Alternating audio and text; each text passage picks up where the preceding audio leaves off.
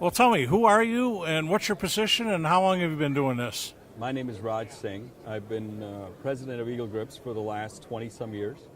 And I've started with Eagle Grips when I was a young lad under the tutelage of my father, Harbant Singh. And where are you at right now? What are you doing today? Here Yes. at the show, we're at the Antique Armes Show 2017. It's the one held in Las Vegas. It's been held here for the last 20, 30 years. And who started this show?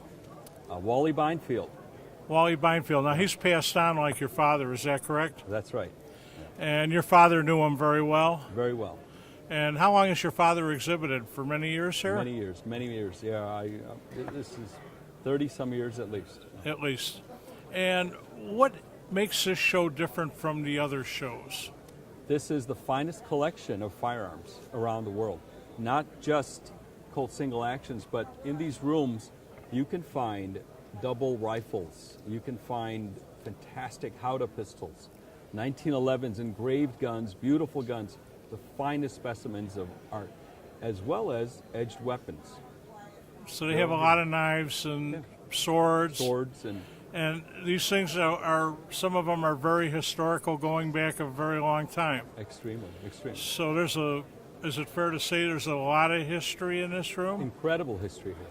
And these people are pretty knowledgeable about that history. Would you agree with that? Absolutely. They're smart people here. Okay, now you found a special niche for the clientele of this show, and what exactly would you be doing for them? Give me an example. I see you have a Colt single-action Army in front of you, probably from the days of Custer. No, this is originally from those designs, yes. Yeah. This is in particular a 1950s, 56 black box, second generation Colt single action. The finest specimen of the Colt single action type of guns. We perform grip fitting, and that's what we do. We've been making the finest grips, whether it's stag, not just stag, sambar stag, American elk, ivory, and pearl, for these guns, and we've been fitting them, in this case, with Colt firearms for the last 35 years, 40 years. This is what we do for the folks here. We also make a fantastic line of pearl grips. These are in particular for a later model Colt Detective or Diamondback. And there's other materials here. Now, this gun that you're going to fit grips for, don't these grips just pop on it, or do you have to do special things? I'm glad you asked, Paul, because the problem with these is that they're so hand-fitted. They're handmade guns, which makes them so collectible as they are. It's not a production piece. It's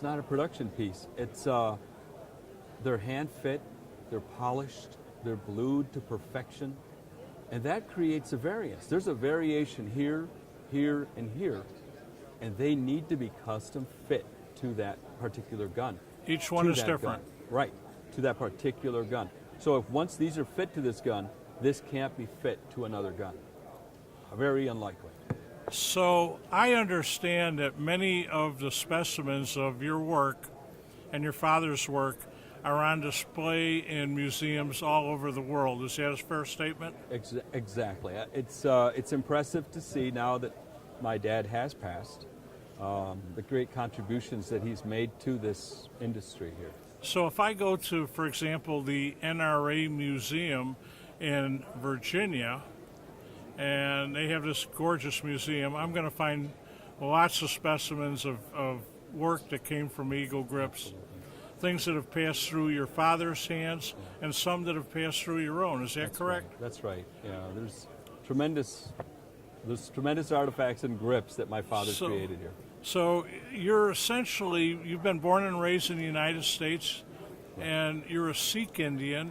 I'm a Sikh, yes. And a Sikh is different than, for example, a Muslim. Is that correct? Absolutely.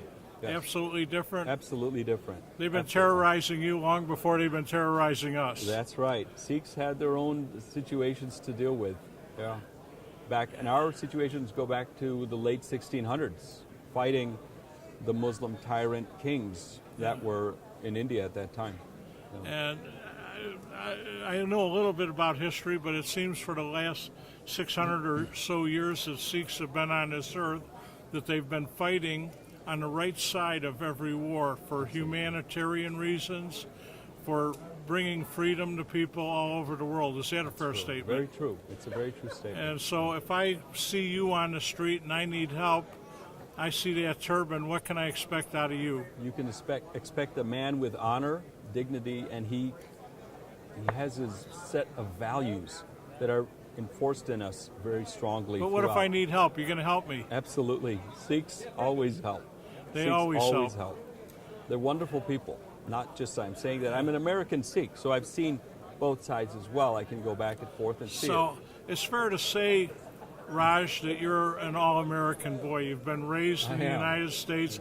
You've gone to public school. I have. You've worn that turban at least in high school. Always. Well, grade school. Sikhs, since the beginning, we are told to cover our hair as a sign of our respect to our religion.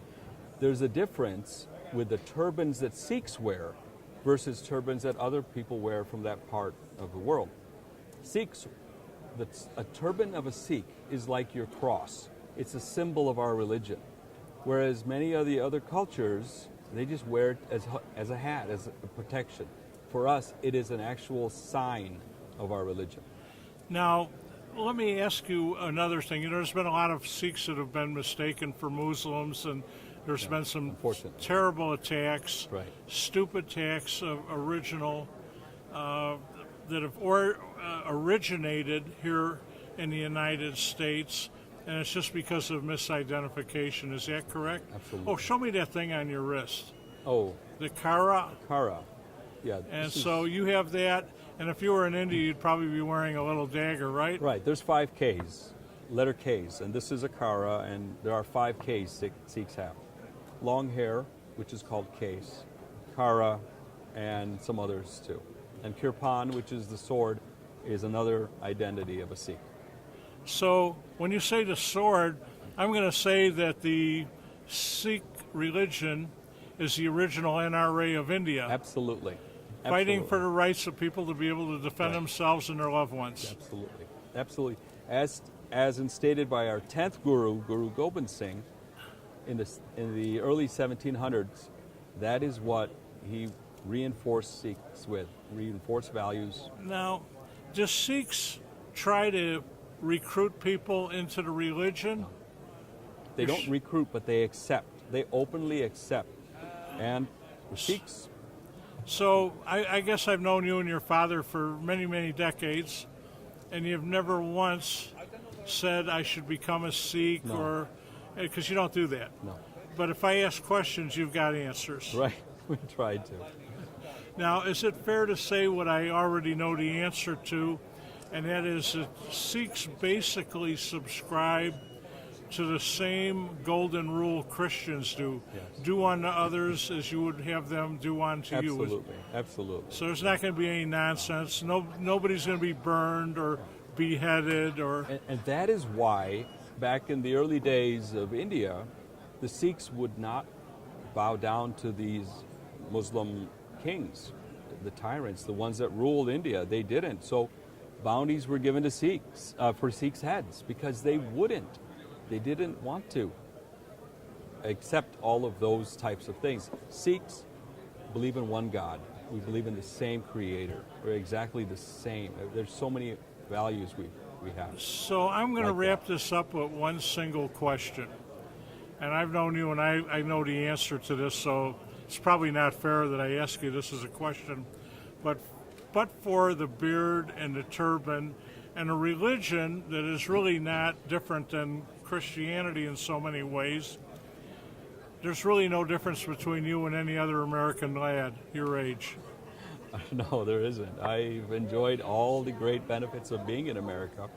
I am an American kid. And you've got lots of American friends. I do. And we jokingly call me the gringo member of your family. Is that a fair statement? Right. All right, Raj, I thank you very much for this, and let's hope we can enlighten some people to your products and what you're all about. Well, thank you. Thank you very much.